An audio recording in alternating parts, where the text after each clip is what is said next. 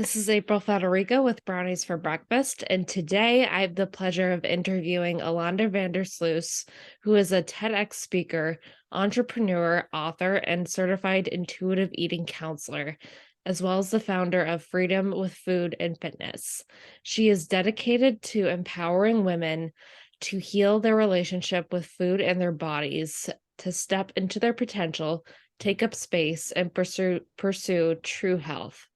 Her debut book, Freedom with Food and Fitness: How Intuitive Eating is the Key to Becoming Your Happiest, Healthiest Self, on November 7th, 2023, with Urano World USA Inc. She currently resides in New Jersey. So, welcome, Alana. Hi. Thanks for having me, April. Yeah, of course. So you are a certified intuitive eating counselor, and when you approached me about being on my show, you said that you work with women to intuitively eat, and so what does that mean for those of us who don't know? That's a great question. So intuitive eating it's a nutrition and exercise framework, but it doesn't rely on diets. It's an anti-diet framework, and it's scientifically validated. There are over 100 studies to date that show the benefits, the health benefits and the longevity benefits and the mental health benefits of eating intuitively. And that just means not following a prescriptive, restrictive, or obsessive diet. It means not counting calories or weighing yourself on the scale, just being really in tune with your body's needs, your hunger, your fullness, and your satiety to tell you what, when, and how much to eat instead of following these very rigid plans that very often backfire. Yeah, and I totally relate to that because I actually teach women specifically with type 2 diabetics to basically eat sans harsh restriction. And most of the time we hear things like, oh, eat this in moderation. What does that mean to you specifically, that phrase? You know, I really struggle with that term because when we say moderation, I think a lot of the times people think that we have to moderate it from our like conscious logical brain. Like we can have chocolate, but not too much chocolate. And we let our brain kind of dictate that moderation. Whereas with intuitive eating, it's almost a natural, I want to say a natural moderation where I love chocolate. It's one of my favorite foods, but you'll never see me eating so much chocolate that I feel sick or it impacts my health or my blood sugar levels or anything like that because I know as an intuitive eater, I can have chocolate whenever I want. And when I gave myself that permission, there was like a switch that flipped in my brain. And all of a sudden, I didn't feel out of control around chocolate anymore because I'd given myself that permission. So the moderation kind of just comes from this innate listening of my own body where my body's not going to want to eat quote unquote too much chocolate because it's going to feel sick and it's not going to get the nutritional needs that it requires. So that's kind of my gray area response Yeah, to the word moderation. gotcha. And can you talk a little bit about the gray area between eating intuitively, but also like for example, I am a recovering type 2 diabetic, and that's how I basically started my business. And I'm curious, how do you teach type 2 diabetics to eat intuitively? So I always tell people that you have to be an intuitive eater within the confines of your particular health issues. So for example, if you are someone who suffers from celiac disease, you know, we preach in intuitive eating, you have to make peace with all food, you have to allow all foods. But if you're someone who has celiac disease, I would never ever tell you to go eat gluten. You'd end up in the hospital. And me personally, all the women on my side of the family, we have high cholesterol and it's genetic. I've been to doctors and they've just told me like it's not what you eat, it's not how much you do or don't exercise, you don't smoke. It's just something in your body composition. So you're always going to have high cholesterol, but you can't do certain things to kind of mitigate how high it gets. So I'm very conscious in terms of adding foods in that I know are really good for my cholesterol and consciously deciding what foods I am okay with cutting out without feeling restricted. I think that's the key. So, for example, I love cheese, but cheese doesn't love me in terms of my cholesterol issues. So I had to decide, okay, like in what instances am I okay with saying, I could get that without cheese, but what are other instances where I'm like, no, no, no, I have to have it, and I have to be okay with that. I have to say, this is one meal. This isn't going to totally, blow my cholesterol. I just have to remember that there are so many other facets of health other than my cholesterol that I could also be looking at. So just taking a gentle approach and understanding, as a type 2 diabetic, you have to be careful of blood sugar levels. And that's something that a very real thing that those with diabetes have to contend with. But can we focus on not what we can't eat? Because when we do that, we come from a scarcity mindset and we feel very trapped. But what foods do we like that we can add into our diet that help us manage our diabetes? Exactly. Yeah, that's exactly what I preach to my clients as well. And you were totally right about the term moderation because to me, I find that to be very restrictive. I mean, Mm-hmm. it's very much, for the lack of a better word, limiting. And so with that being said, how do you steer away from diet culture? Good question. The first thing I would tell people to do is take a really good look at their social media feeds. What are you consuming? What messages are you getting in?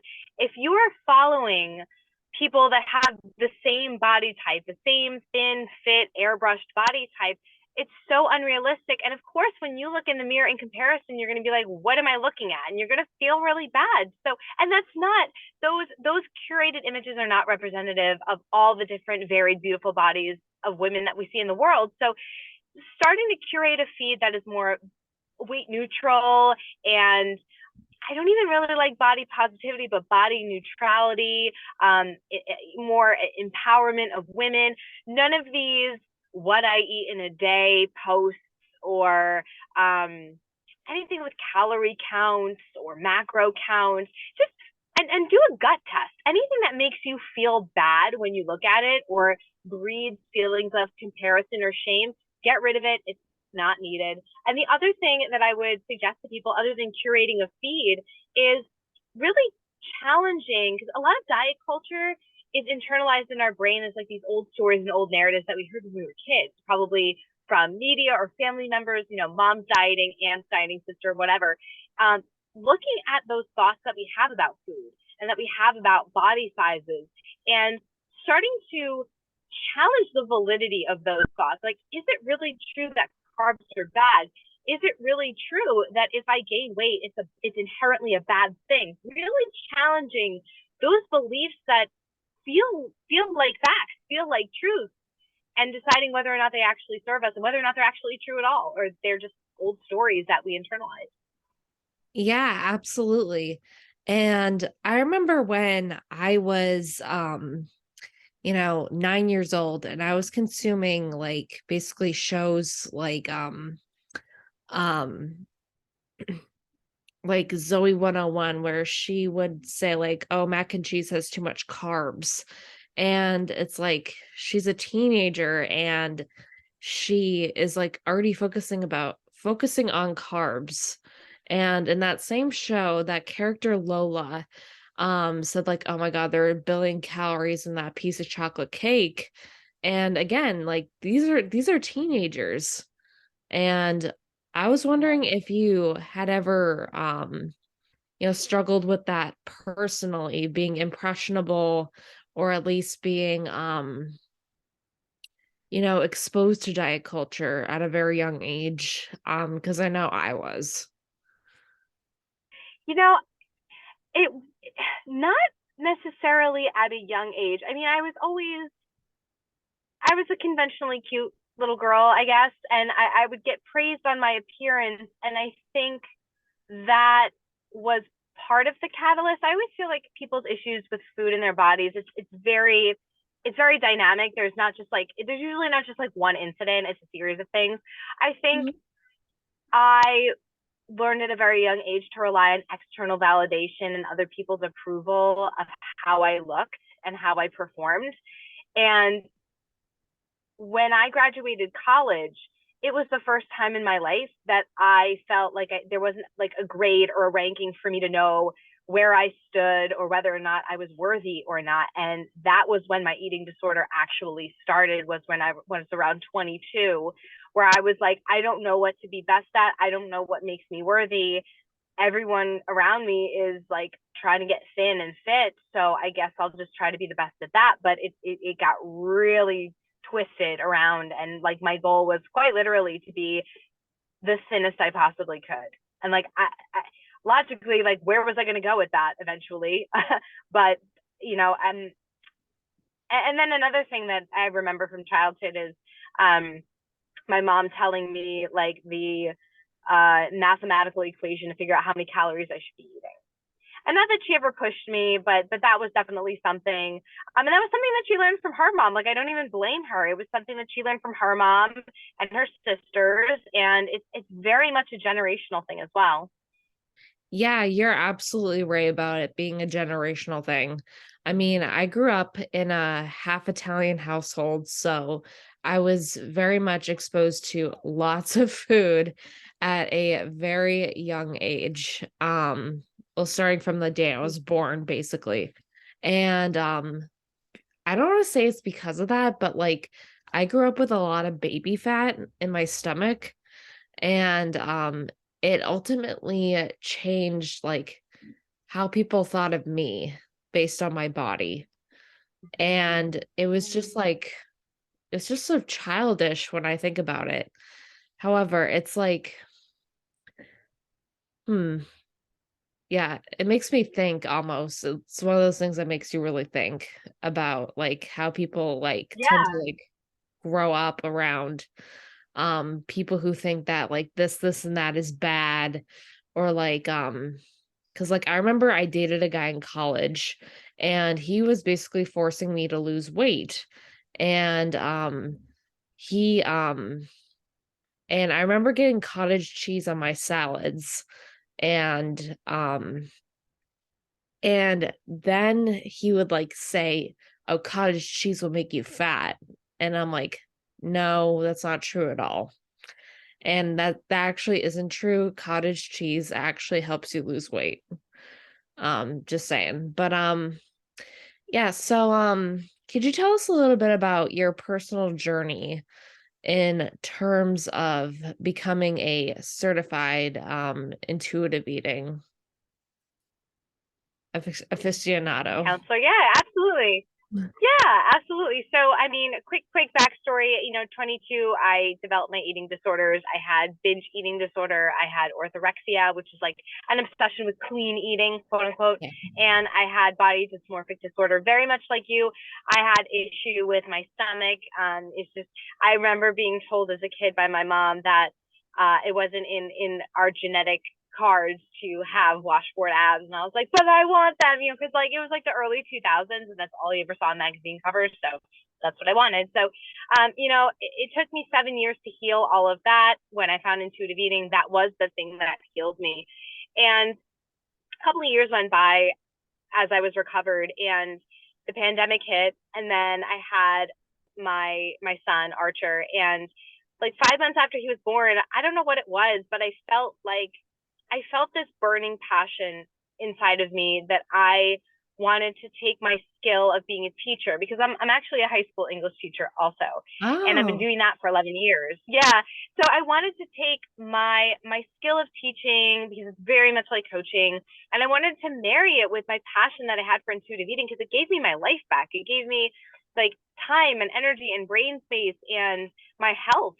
And I was so passionate about teaching other women that there's another way to live life without having to be on these diets and hate your body. So I wanted to marry those two things together. So I built a business. So I've had the business for 3 years now, and it's going really well. I have dozens of amazing powerhouse women in my groups, and even some men sometimes join, which I think is great too. But it's been it's been so much fun, and it's just been such a passion of mine. And I studied, to answer your question in particular, I studied with Evelyn Tribole, who is one of the two founders of intuitive eating. So I went through her program for certification. How fun. Wow.